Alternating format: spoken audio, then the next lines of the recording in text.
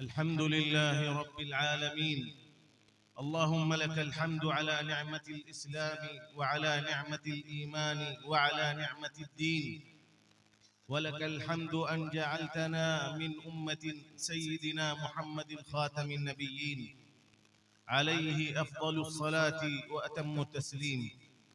وأشهد أن لا إله إلا الله وحده لا شريك له، وأشهد أن سيدنا ونبينا محمدًا عبده ورسوله، خاتم النبيين وإمام المرسلين، لا نبي بعده. اللهم صل وسلم وبارك على سيدنا محمد وعلى آله وأصحابه وأزواجه وذرياته أجمعين، وبعد. أصحاب الفضيلة والسعادة، العلماء الأجلاء حفظهم الله ورعاهم، وإخواني الحضور، أيها الجمع المبارك، أيها الحفل الكريم، أحييكم بتحية الإسلام. السلام عليكم ورحمة الله وبركاته. أولاً أشكر الله عز وجل أن جمعنا في هذا المكان المبارك للدفاع عن عقيدتنا وديننا وإيماننا والثبات عليه. فاللهم ثبتنا على عقيدتنا وديننا وإيماننا إلى أن نلقاه سبحانه. وشكر الله القائمين على هذا المؤتمر وعلى جهودهم المباركة، وتقبل منا ومنهم، وجعل أعمالنا وأعمالهم خالصة لوجهه الكريم. وأخص بالشكر منهم الشيخ المفتي فضيلة الشيخ المفتي دلشاد أحمد النعماني، وفضيلة الشيخ المفتي نعيم الندوي. أيها العلماء الأجلاء، حفظكم الله ورعاكم. وأيها الجمع المبارك، إن من سنن الله تعالى في خلقه وقوع الفتن والشدائد والابتلاءات التي بها يمتحن صبر الناس وإيمانهم وتمسكهم بحبل الله المتين والسير على صراط المستقيم، مهما اشتدت بهم الفتن وتعقدت الأمور. فقد قال الله عز وجل: يثبت الله الذين آمنوا بالقول الثابت في الحياة الدنيا وفي الآخرة. وروى مسلم في صحيحه وابن ماجة في سننه عن أبي أمامة الباهلي رضي الله عنه قال: خطبنا رسول الله صلى الله عليه وسلم قال: إنه لم تكن فتنة في الأرض منذ ذرأ الله ذرية آدم أعظم من فتنة الدجال، وإن الله لم يبعث نبيا إلا حذر أمته الدجال، وأنا آخر الأنبياء وأنتم آخر الأمم، وهو خارج فيكم لا محالة. وإن يخرج وأنا بين ظهرانيكم فأنا حجيج لكل مسلم، وإن يخرج من بعدي فكل امرئ حجيج نفسه، والله خليفتي على كل مسلم. وإنه يخرج من خلة بين الشام والعراق فيعيث يمينا ويعيث شمالا.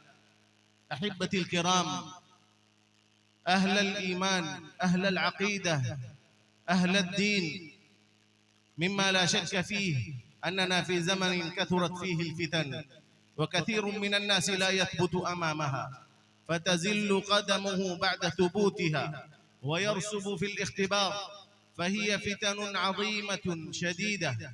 ومن شدة تلك الفتن أنها تكون مظلمة كقطع الليل المظلم، لا يكاد يرى المرء فيها نور الحق، بل تشتبه عليه الأمور، فيصبح الرجل مؤمنا ويمسي كافرا، أو يمسي مؤمنا ويصبح كافرا، يبيع دينه لينال عرضا من الدنيا.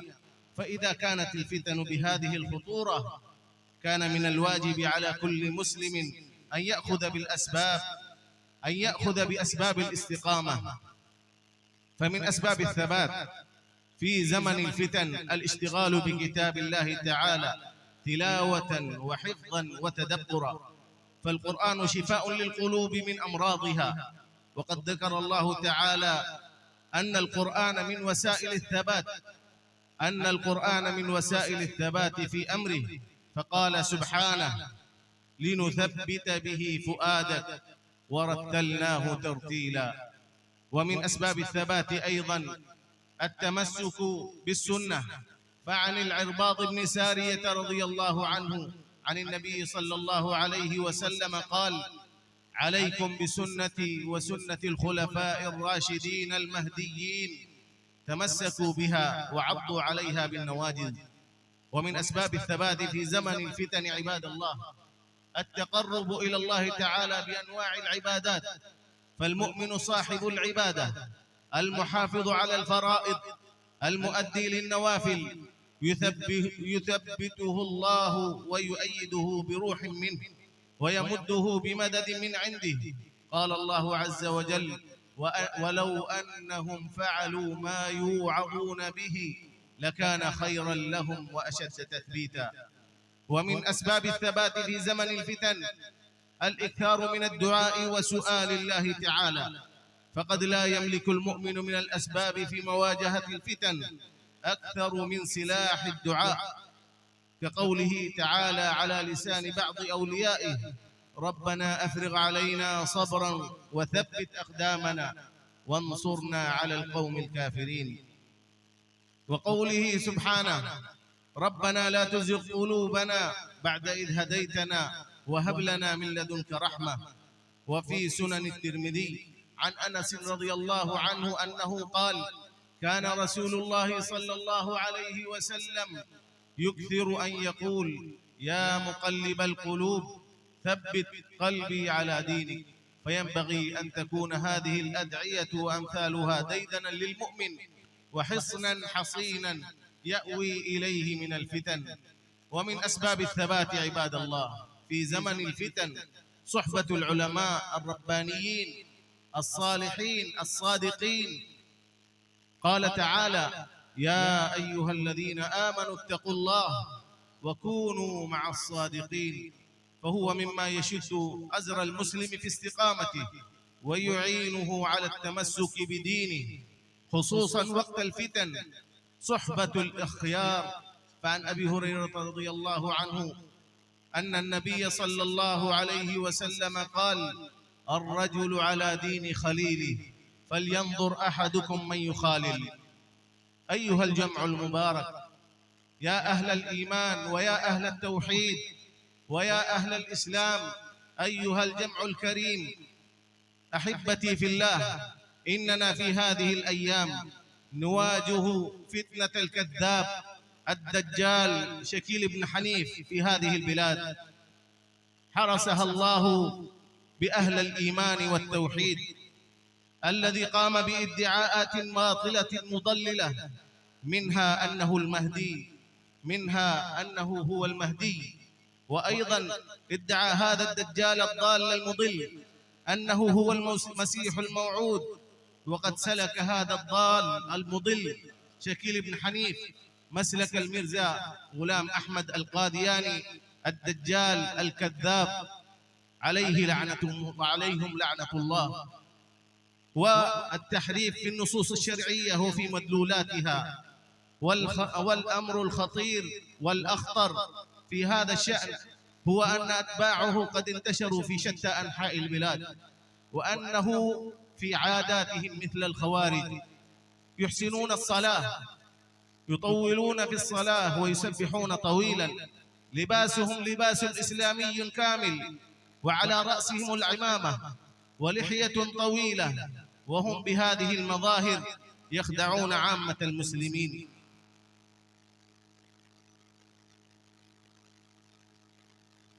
हज़रत मेहमान मुकर्रम ने जो बातें आपके सामने रखी हैं उनका खुलासा ये है कि सबसे पहले उन्होंने अल्लाह तबारक व तआला की तारीफ़ व तौसीफ़ बयान फरमाई है और उसके बाद इस जलसे को मुनक़िद करने वाले बाज़ हज़रात का नाम ज़िक्र करीमा या अय्युहल्लज़ीना आमनुत्तक़ुल्लाह वकूनू मअस्सादिक़ीन से इस्तिदलाल फरमाया है। और इन्होंने आप हज़रात को दावत दी है कि आप उलमा के साथ रहें, उलमा के ख़िलाफ़ बदज़बानी न करें, उलमा से मोहब्बत करें।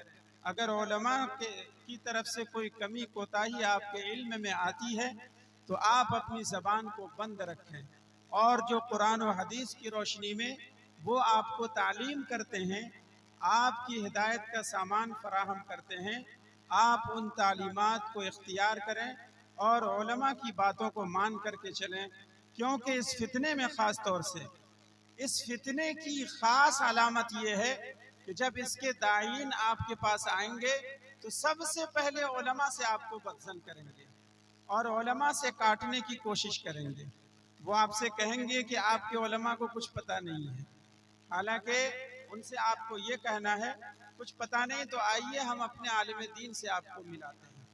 तो दूसरी बात हज़रत मेहमान मुकर्रम ने फरमाई है कि आप उलमा किराम से ताल्लुक़ रखते हैं, सोहबत सालिहीन इख्तियार फरमाएँ, उलमा रब्बानीयीन के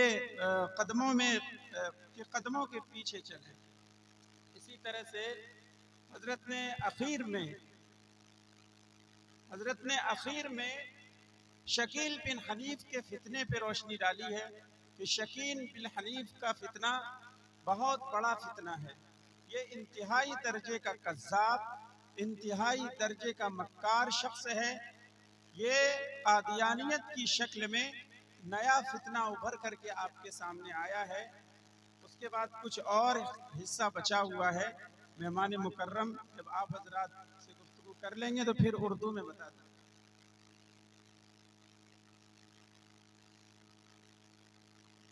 الذين آمنوا بمهدوية شكيل بن حنيف الضال وبمسيحيته هم نشطون في عامة المسلمين بين زملائهم في الإغواء والإضلال، فالحذر كل الحذر من هذا الضال المضل الدجال شكيل بن حنيف ومن أتباعه.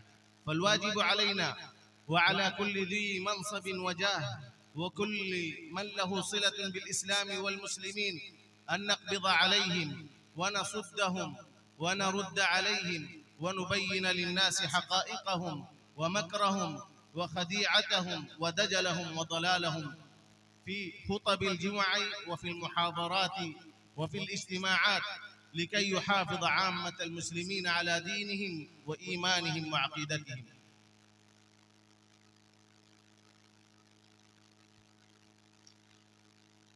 आखिर में मेहमान मुकर्रम ने यह फरमाया कि उलमाए देवबंद कि मिर्ज़ा ग़ुलाम अहमद कादियानी इंतहाई दर्जे का कज़्ज़ाब था, झूठा था। इसलिए आप हजरात की जिम्मेदारी है कि आप अपनी भी फिक्र करें और इनके फितने में आप पढ़ने से अपने आप को बचाएं। और इसी तरह से उनके शागिर्द लोग, उनके पढ़ाए हुए और सिखाए हुए लोग आपके पास आएंगे, आपको वरगलाएंगे, आपको गुमराह करेंगे। इसलिए खबरदार, फल हज़र कुल्ल हज़र मिन हाज़ा ज़ालिल मुज़िल अद्दज्जाल शकील बिन हनीफ। तो इनके शागिर्दों से, इनके पढ़ाए हुए लोगों से आप बहुत ही मोहतात रहें, क्योंकि ये जो आपके पास आएंगे ये इस्लामी लिबास में आएंगे और इमामा बांधे हुए होंगे, लंबी लंबी दाढ़ियाँ होंगी इनके पास। इस शक्ल शबाहत के साथ वो आपके सामने आएंगे। आप समझेंगे कि ये तो मुसलमान है, ये तो देखने में लगता है कि कोई दीनदार इंसान है, लेकिन हकीकत में वो बहुत बड़ा झूठा होगा। हकीकत में वो आपको शैतान नज़र आएगा अगर आप उसकी हकीकत में पहुँचते हैं। इसलिए हम पर ज़रूरी है और हर ज़ी मनसब पर, हर ज़ी वजाहत पर ज़रूरी है कि वो अपना ताल्लुक़ इस्लाम के साथ उस्तवार करे और मुसलमानों को हम इस्लाम की तरफ बुलाएं, इस्लाम की तरफ उनको राग़िब करें और इन झूठों और मक्कारों से उनको बचाने की हर मुमकिन कोशिश करें। ثم اعلموا أن علماء الديوبند لهم ولأمثالهم بالمرصاد، وقد أقاموا اجتماعات كثيرة ومقالات وفتاوى للصد عنهم وللرد عليهم. وإن لجامعة دار العلوم ديوبند أم المدارس ومرجعهم في القارة الهندية وفي أوروبا وفي إفريقيا وفي أمريكا قد أصدرت فتوى حول شكيل بن حنيف على كذبه ودجله وضلاله والتحذير منهم، فجزاهم الله عنا وعن الإسلام والمسلمين خير الجزاء وأثابهم. وأخيرا قال النبي صلى الله عليه وسلم: لا تقوم الساعة حتى يخرج 30 كذابا كلهم يزعم أنه رسول الله. فالله الله أيها الناس، حافظوا على دينكم وإيمانكم وعقيدتكم بمصاحبة ومجالسة العلماء الربانيين الصادقين المخلصين، وتثبتوا واذكروا الله كثيرا لعلكم تفلحون. इस सिलसिले में, इस फितने की सरकूबी करने के सिलसिले में उलमाए देवबंद की कोई मिसाल नहीं है। बेमिसाल कारनामे इन्होंने अंजाम दिए हैं और उन्होंने आगे बढ़ करके इस फितनों की सरकूबी का जो कारनामा अंजाम दिया है, दुनिया में इसकी मिसाल बहुत कम मिलती है।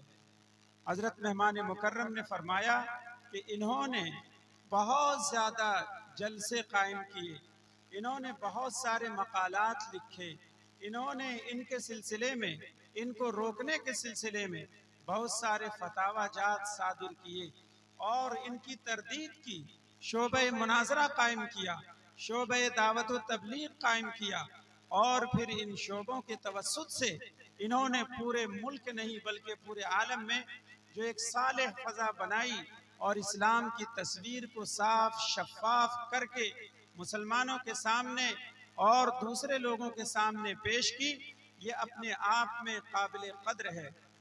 इन्होंने फरमाया कि दारुल उलूम देवबंद जो हिंदुस्तान में उम्मुल मदारिस की हैसियत रखते हैं, बल्कि बर्रे सग़ीर में उम्मुल मदारिस की हैसियत रखता है, इसी तरह से यूरोप अमरीका में भी इसकी हैसियत बड़ी काबिल क़द्र है। दारुल उलूम देवबंद के फ़ुज़ला ने इन जगहों में भी शकील बिन हनीफ के ख़िलाफ़ कुफ्र का फतवा दिया है।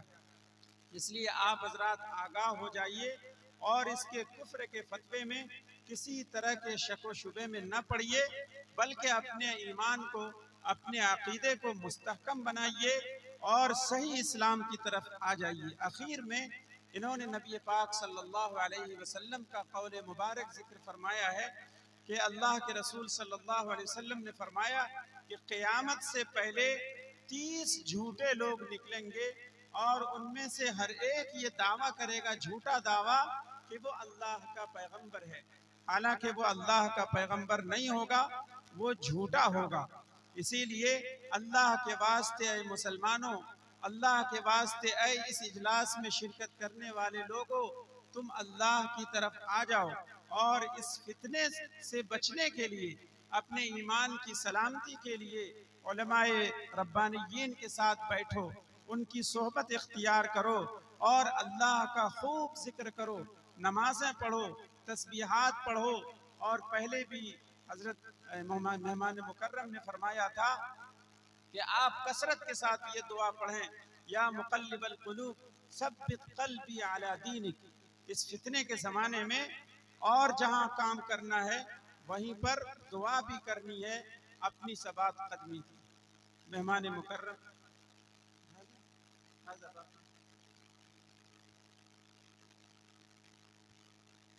فأدعو الله عز وجل أن يحفظنا من الفتن والشرور، فأدعو الله عز وجل أن يجنبنا من الفتن ما ظهر منها وما بطن.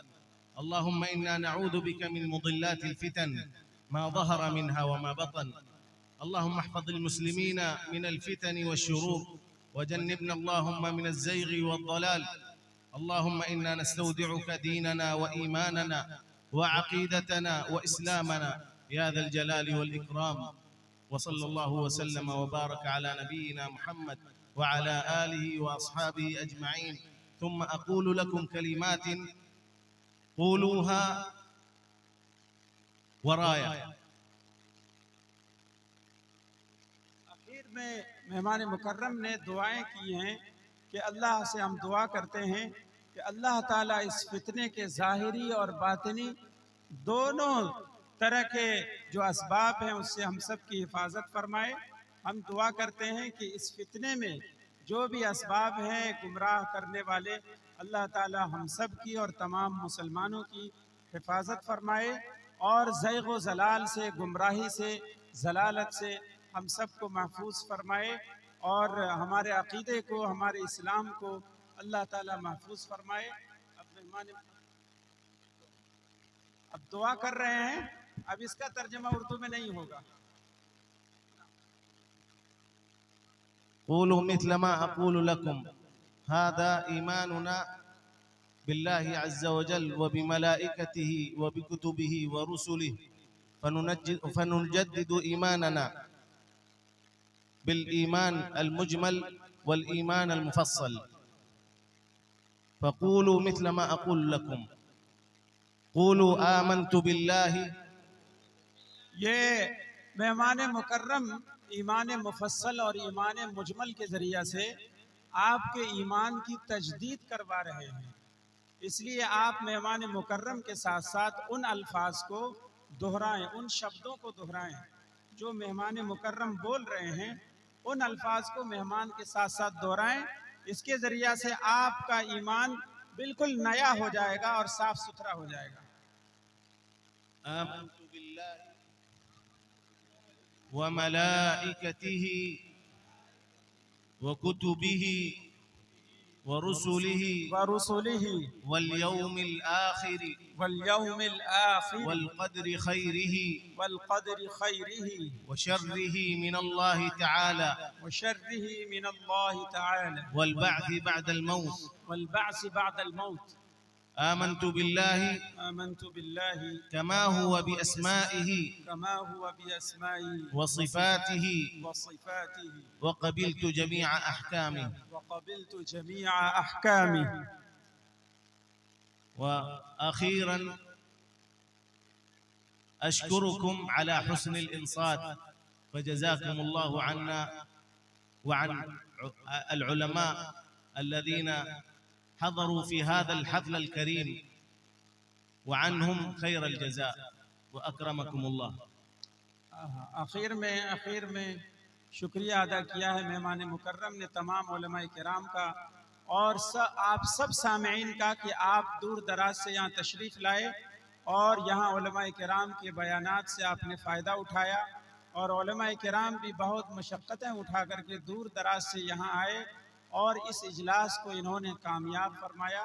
आप सब हजरात का और हम सब लोगों का हजरत में अल्लाहुम्मा ला नुहसी थनाअन अलैक अंत कमा अथनैत अला नफ्सिक सुब्हानल्लाहि व बिहम्दिही सुब्हानल्लाहिल अज़ीम सुब्हानल्लाहि व बिहम्दिही अदद खल्क़िही व रिदा नफ्सिही व ज़ीनत अर्शिही व मिदाद कलिमातिही सुब्हान मन रफ़अ अस्समाअ बिला अमद سبحان من بسط الأرض ومهد سبحان ربنا جل وعلا لا نحصي ثناء عليك أنت كما أثنيت على نفسك يا أرحم الراحمين يا رحيم يا كريم يا حنان يا منان يا بديع السماوات والأرض يا ذا الجلال والإكرام يا حي يا قيوم برحمتك نستغيث يا حي يا قيوم برحمتك نستغيث يا حي يا قيوم برحمتك نستغيث أصلح لنا شأننا كله ولا تكلنا إلى أنفسنا طرفة عين، فإنك إن تكلنا إلى أنفسنا تكلنا إلى ضعف وعورة وذنب وخطيئة. اللهم إنا لا نثق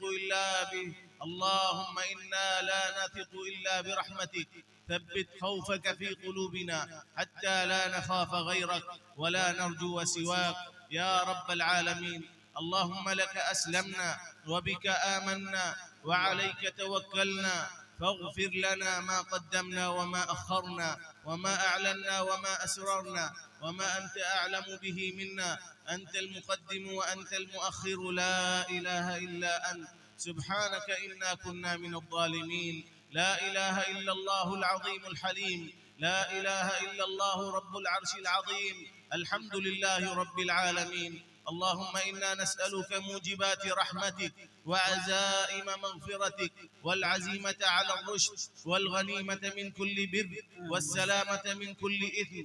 لا تدع لنا ذنبا إلا غفرته، ولا هما إلا فرجته، ولا ضرا إلا كشفته، ولا دينا إلا قضيته، ولا مريضا إلا شفيته، ولا مبتلا إلا يا الله، ولا مبتلا إلا يسرت أمره يا رب العالمين، يا أرحم الراحمين، يا حنان يا منان يا الله. اللهم احفظنا بالإسلام قائمين، واحفظنا بالإسلام قاعدين، واحفظنا بالإسلام راقدين، ولا تشمت بنا الأعداء ولا الحاسدين. اللهم إنا نسألك رضاك والجنة، ونعوذ بك من سخطك والنار. اللهم إنا نسألك من الخير كله عاجله وآجله ما علمنا منه وما لم نعلم. اللهم إنا نسألك الجنة وما قرب إليها من قول وعمل، ونعوذ بك من النار وما قرب إليها من قول وعمل. اللهم إنا نعوذ بك من الفتن ما ظهر منها وما بطن. اللهم رد المسلمين إليك ردا جميلا، اللهم رد المسلمين إليك ردا جميلا، اللهم رد المسلمين إليك ردا جميلا. احفظهم من الشرور والفتن يا ذا الجلال والإكرام.